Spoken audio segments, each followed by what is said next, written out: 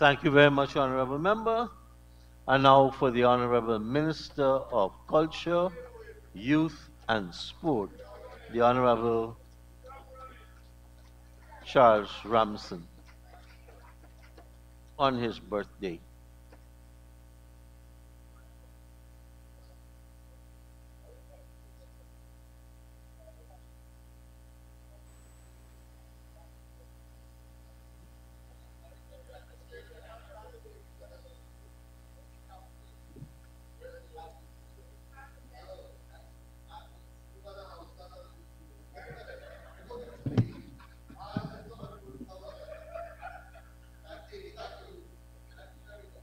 Thank you very much, Mr. Speaker. It is a great privilege to stand here to support the largest budget in our country's history and the first $1 trillion budget in our country's history.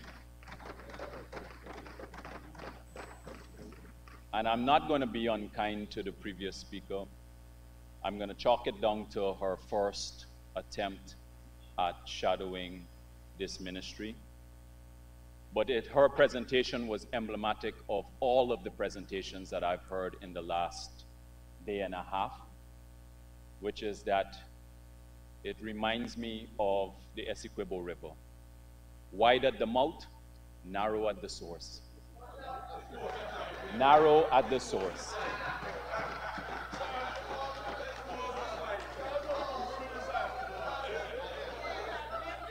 And if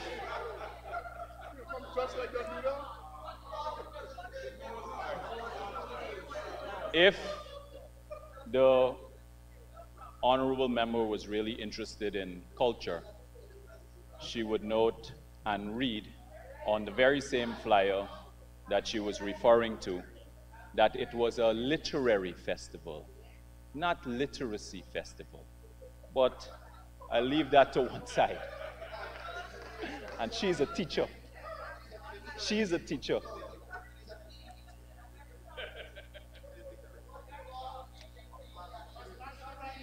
Mr. Speaker, as I said, it is the largest budget in our country's history, our first $1 trillion budget.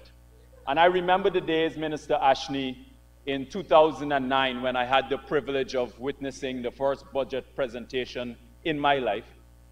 Was in 2009 when the budget was $128 billion. $128 billion. How far we have come just in that period of time.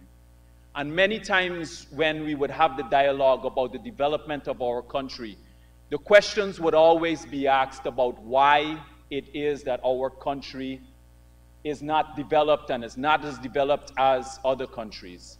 That $128 billion coming from a period of where we were the poorest country in the Western Hemisphere could only mean, if you convert it, 600 million US dollars. The road to Lethem alone is going to cost us over $600 million. The bridge that's being built right now in Demerara is 270 million US dollars. The gas to energy project is over $1.5 billion. The point that I'm making is, even in the absence, in all of the payment for recurrent expenditure, etc., Guyana just didn't have the money to rapidly grow. So the first $1 trillion budget, it is a remarkable achievement, a momentous occasion that this country must forever remember, and it is a privilege to be here and stand and support it. It is an exciting time for Guyanese and for the country. And as I said in the last presentation, this will be the greatest transfer of wealth to the ordinary man in any 5-year period, and it will also be the greatest transformation in our country's history in any 20-year period under the People's Progressive Party government. And to do this, we need big budgets. At the heart of larger budgets, it means that governments can do more. You can bring more development, do more for people. And it's hard to argue against larger budgets, only how the money is going to be spent. So here are some important economic facts that must be stated about the health of our country, our economic health. Our non-oil growth is 11.7%. That makes us, if you take out the oil growth and just leave it as our non-oil growth, that makes us the second fastest growing economy in the world. In the world.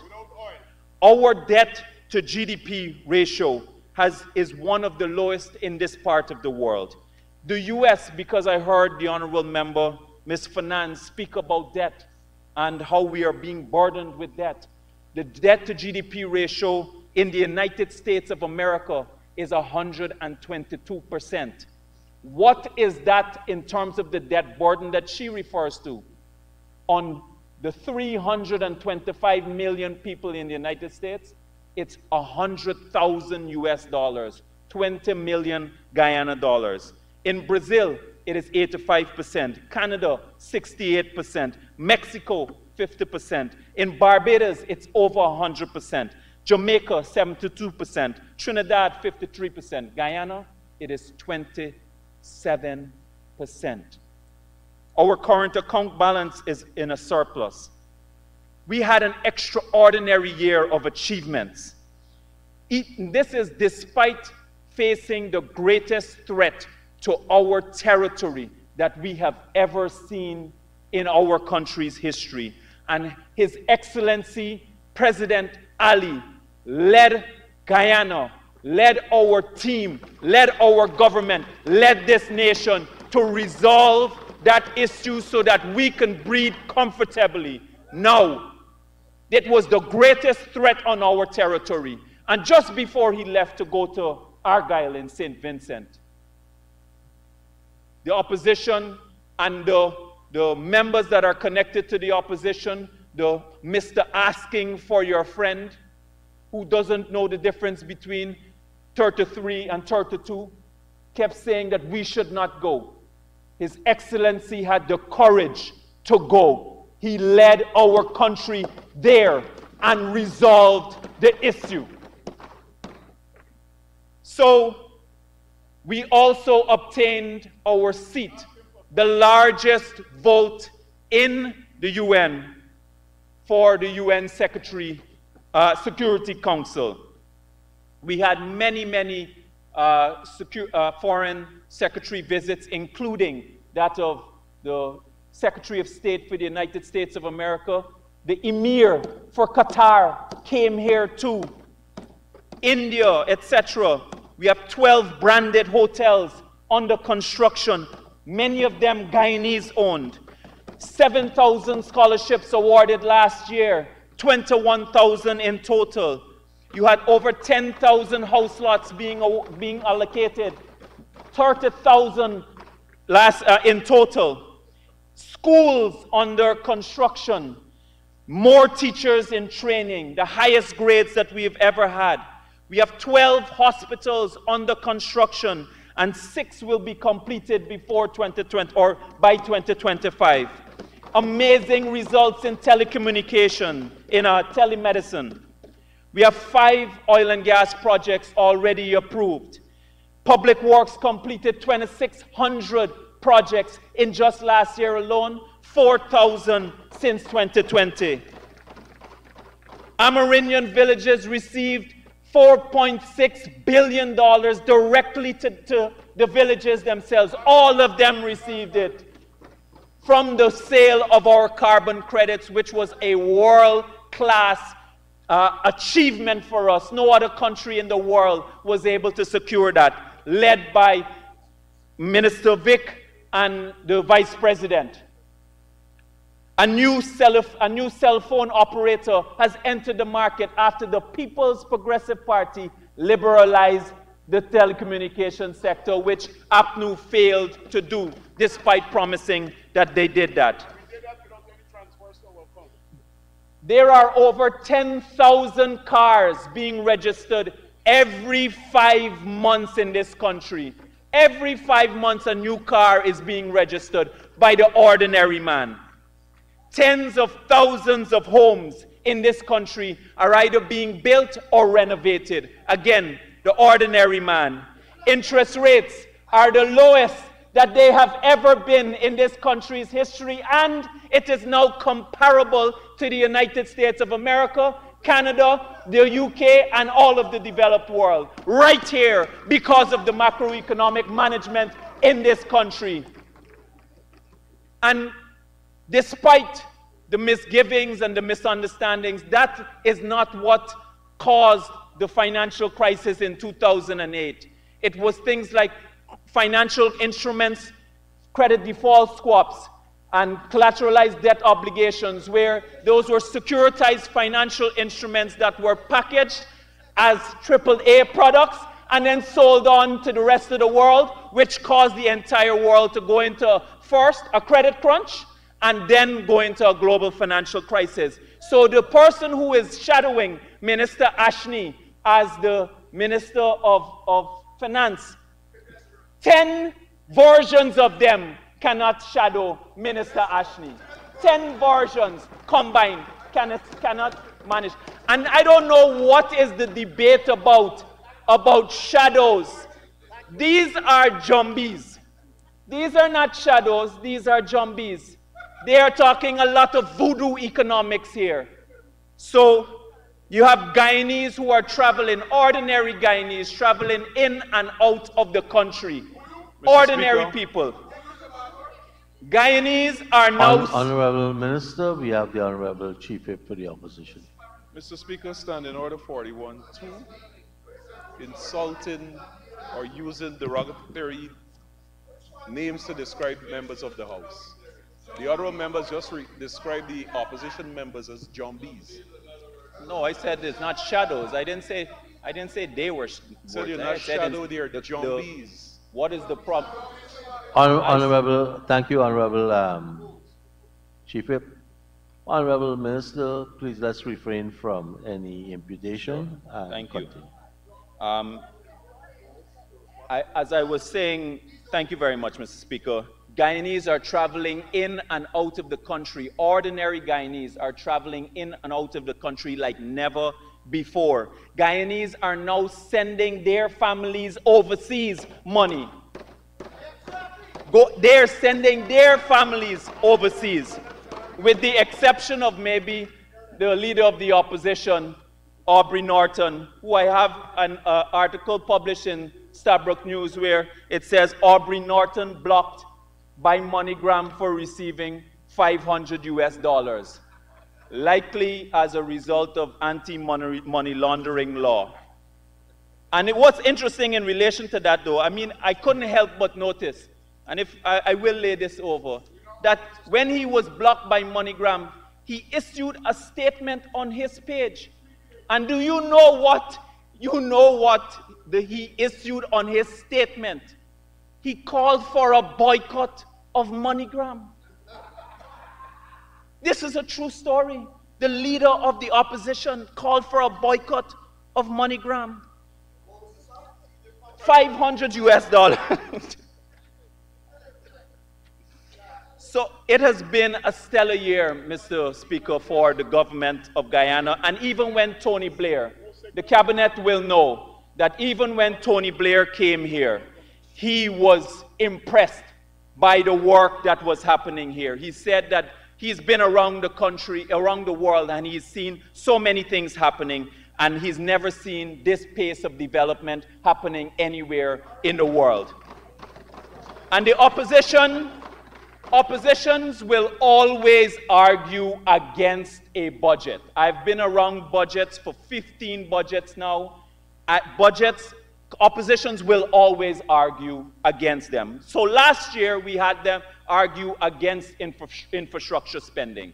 They lost that argument in here, and they lost that argument out there.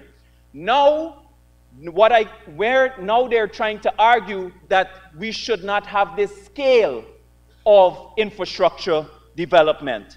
So if that is the argument, the scale of infrastructure development, now they're going to have to tell us and the public what projects they are against. That is what I want them to tell us. What projects they are against. Which schools, which hospitals, which roads, which bridges, which highways, which housing developments, which stadiums, which indoor facilities, which community grounds, what gas to power project, which communities are they against the development? They have to answer that question, because all of those projects, when we did our consultation, those were the requests of the residents of the communities and the people of the country. And here is what I know about them on the other side, that even if, because we are doing more even for their constituencies, because we're doing it for the entire country, even if we were to give them everything that they wanted, and we're doing more than they ever did, they will still not support this budget. They will still find a problem with our budget, because they're not the one that are making the decision, because they don't get to hold the office and use their office to fat foul themselves.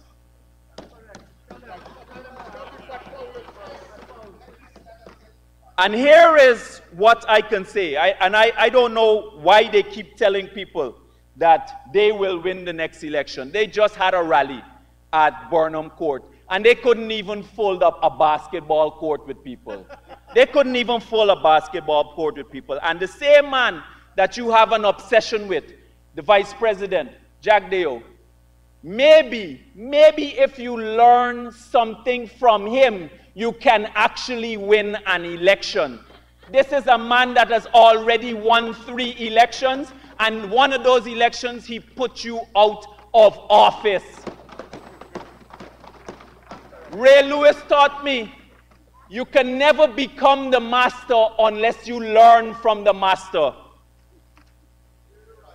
So, here is what I want people to know about oil and gas development. And it is wrong to say for Mr. Peter Halley that we don't speak on our sector.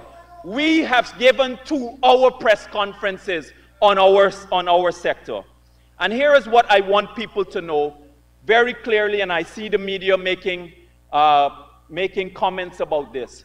We have been producing oil in this country for 4 years. That is true. But we have only spent 2 years in our economy. We have only spent oil money 2 years in our economy. And we have seen how rapid the expansion has been on the economic activity. So it is wrong that they are quoting. And context is extremely important. It took Dubai 40 years to develop to the kind of country that where everybody is exciting about. And the scale of investment is much larger. One hotel alone in Dubai is over $1 billion US. The airport in Dubai is over 80 billion US. It took Norway 40 years to develop and 25 years of spending oil money in their economy. And now they have $1 trillion in their sovereign wealth fund. And I want to share an experience that I had while in Aberdeen on a Chevening scholarship. Not a scholarship that of $76 million for one family. Never was it the case that this was on a Chevening scholarship. While I was there, I want you to know what I experienced. And I want the members of parliament to know, and I want the country to know. That when I went there, I got the immediate impression that 1/3 of the that something was missing. First of all, something was missing. And when I dug a little bit deeper, I found out that something was indeed missing. 1/3 of the labor force. 1/3 of the labor force was missing. And that is because Oil economies go through booms and busts all the time. And so for the opposition, their view is to spend on recurrent expenditure. But you can't spend on recurrent expenditure like salary increases immediately, despite the fact that we've been giving an incremental increase. Prices slump, and it will slump in the future sometime. You're unable to rely on oil revenue, and then you have to borrow to pay wages, and many countries, especially natural resource-rich countries, have suffered because of that. And depending on how long it takes to recover, then you have to fire people. And you don't have to go too far. Just go back a couple years ago. Oil prices went negative. Negative. So it's more important about, what is also important about oil production is that it doesn't stay static. It also goes down. So you have to manage this carefully, and you have to plan for the future. And I want you to state clearly here that our sovereign wealth fund has an automatic savings for the future. It has an automatic savings for the future. That is the formula. It is one of the best formulas that I have ever seen. Now, the gas to power project, I want to say this about the gas to power project, that one of the key developments has always been unlocking energy. Just read the book by Václav Smil called Energy and Civilization. It's one of the best authors that I know on energy. And throughout there is a connection between development and unlocking energy for humans, allowing us to do high-value work. And the high price of electricity functions as a drag. It functions as a drag on the economy.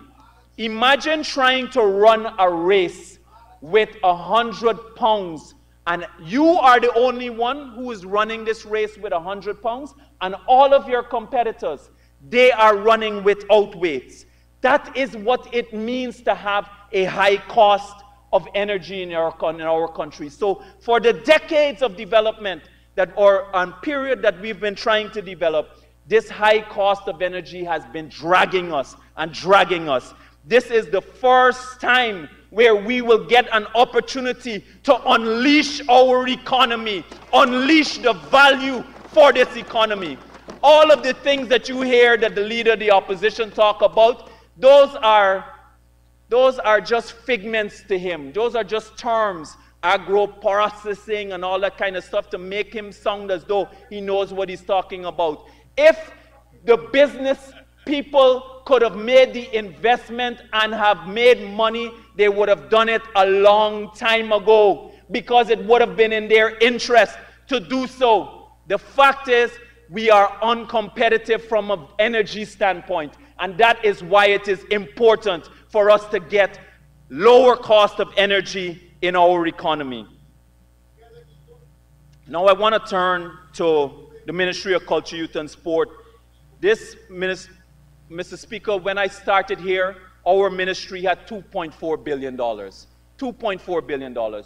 Right now, we are getting $8.8 billion. $8.8 billion. And I want to start with community grounds because this is the area that has been the closest to my heart. I want to thank all of the communities that has been working with us to build our community ground. And I also want to take the opportunity to thank our ministry, the National Sports Commission, the National Trust, and everyone and everybody who is working as part of our team to execute our program. I want to thank all of the residents who have welcomed us and worked with us in every community. When I came in 2020, Mr. Speaker, I did an assessment. It was far worse than I have ever seen on community grounds. I couldn't figure out why until I looked carefully at the numbers. The People's Progressive Party used to spend, between the period of 2011 to 2014, $300 million on the ground enhancement program. The APNU AFC spent $100 million a year on the community ground enhancement program. They cut it by 2/3. They cut their expenditure by almost 2/3 on the community enhancement program. And that was one of the reasons why the community grounds was in such bad condition. Also, the closure of the sugar estates destroyed the maintenance impact of those community grounds. We are currently doing 150 grounds right now. And if you include the hinterland, it is 100 additional grounds from our support from our ministry, and another 100 additional grounds coming out from the Ministry of Amerindian Affairs. So currently, 350 community grounds across this country are getting support, and it will continue. This year, it will be $1 billion we are allocating towards community grounds. And I know why, because it's been so important for bringing this country together, to develop our talent, to help to improve our health and well-being, and to improve even on our mental well-being. So even though the big projects will feature prominently, the community ground development program has been the one that is closest to my heart. Mr. Speaker, under our sport program, we, after securing the CPL finals and semifinals for the first time ever, we won. The Guyana Amazon Warriors won for the first time ever. And we got that monkey off of our back. We had the largest medal allocation in this country's history.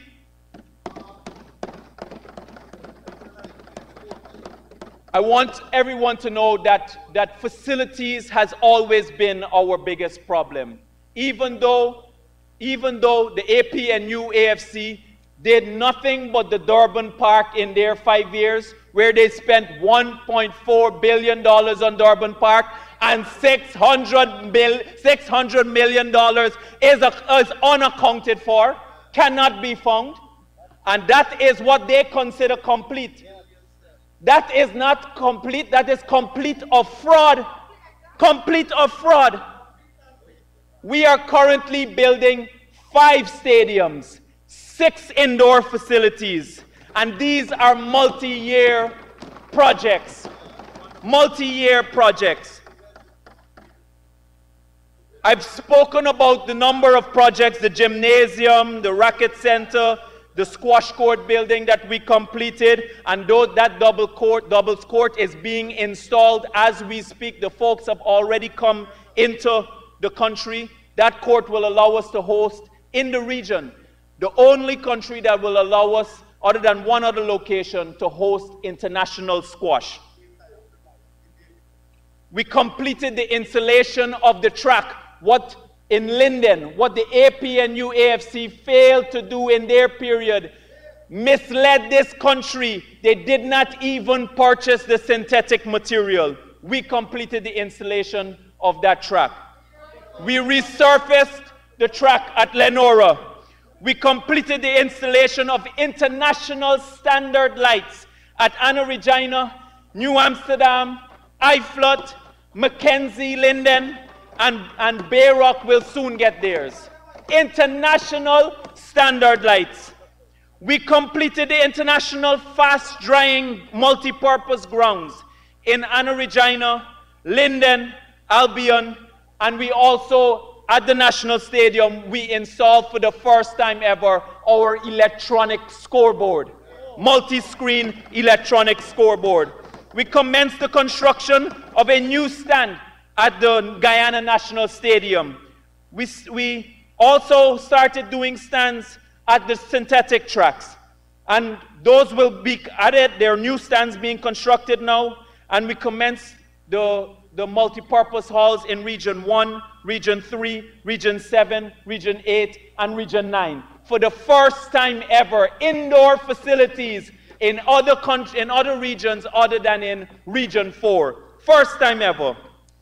A Honorable synthetic... Minister, thank you. In order to continue, you require 5 more minutes. If somebody would. May it please you, Madam Speaker, asking for the honorable member to be given 5 minutes to complete Go his ahead, presentation. Minister. Thank you. Thank you. We commenced also the constructions of the Players Pavilion, the stands, the grass mounds in Linden and Anna Regina. Those are multi-year projects. They will be completed in 2024. And I'm also very happy that we were able to pull down the Mackenzie Sports Pavilion, because that was a relic of the past. In fact, it was what I call the incubus of colonialism. Incubus of colonialism. That used to be a location where non-whites could go when they couldn't go to the whites-only locations. That at Watuka, that is what that building represented. We were able to pull down that building, and a spanking new building, 3 stories, will be built there, built by this government, built by this Guyanese people. Not relics and incubus of the past. INCUBUS. It means evil spirit. Evil spirit. We also completed our draft for the sports policy. We completed the audited financial statements for the National Sports Commission. We also completed the draft for the horse racing legislation. We did about 14 meetings just to complete that, that draft. On the culture, Madam Speaker, we completed, this has been the greatest year of achievements for us too. We have surpassed every set target that we set for ourselves in our budget. We aimed at 30 events. We did 46 events at our...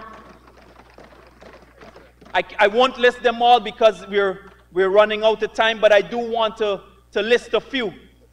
So after returning MASH, we had independence in Region 9 for the first time ever. We did the literary festival. We have a drama support program for plays, and we put on the plays of Sada, Makantali, and Last of the Red Men. Several initiatives also we initiated to commemorate the 200th anniversary of the 1823 revolt. After establishing a committee, we had the remembrance event, a cultural festival, an exhibition. We also initiated a design, a creation of a commemorative coin, which will be produced this year, and a stamp, and a documentary, which we're about to release. We commenced the process of getting digital access to our archival documents, which have been stored overseas. Guyana will now get access. We are commenced that process to get access on our historical documents, which other countries took from us. We also had, for the first time ever, our CPL halftime show, our One Guyana mega concert. We had the Night of Patriotic Reflection at a time when we needed it in this country, when our sovereignty was under severe threat. We expanded the youth culture camp to take it to every region, where 420 young people benefited from this all across this country. Currently in the ICA, I heard the other honorable member say we don't have money for the drama school and the dance school and the art school, etc. All of that money is contained. It's unfortunate that you don't know how to read the budget properly, but I will forgive you because you are new at this. But all of that money is contained as part of the Department of Culture. under the Institute of Creative Arts. Under the Institute of Creative Arts that Minister Frank Anthony started, and they did nothing to do. And I want to announce here that we had our assessment. We had our preliminary assessment with the Accreditation Council, and we have satisfied more than what is required for us to be accredited. So from the moment that we institute our board, which Cabinet will approve, we will now get accredited. I want to turn quickly to our youth program, Mr. Honorable Speaker. Minister, I'm sorry, your time is up. Give me 1 minute to conclude, Ms. I give Speaker, you 30 because I want to seconds. 30 seconds.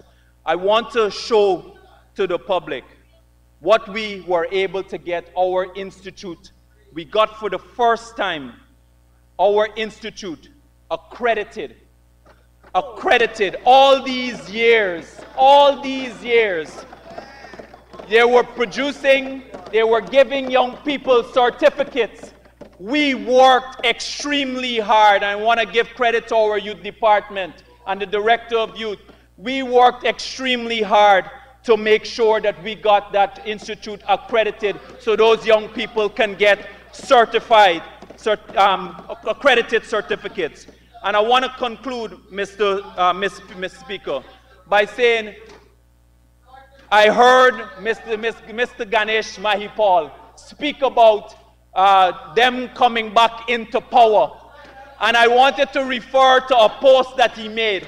In June 2023, he said, oh, the love, just before, the day or 2 days before the local government election, he said, oh, the love at Mabaruma is real. Beautiful people indeed, who are simply fed up of the PPPC and will be voting solidly for APNU. When the result came out, the result at Mabaruma was 12 to 2. 12 seats to 2 seats. So when we hear from members of the opposition that they are coming back into power, they are coming back into opposition for 30 plus years. Thank you very much, Mr. Speaker.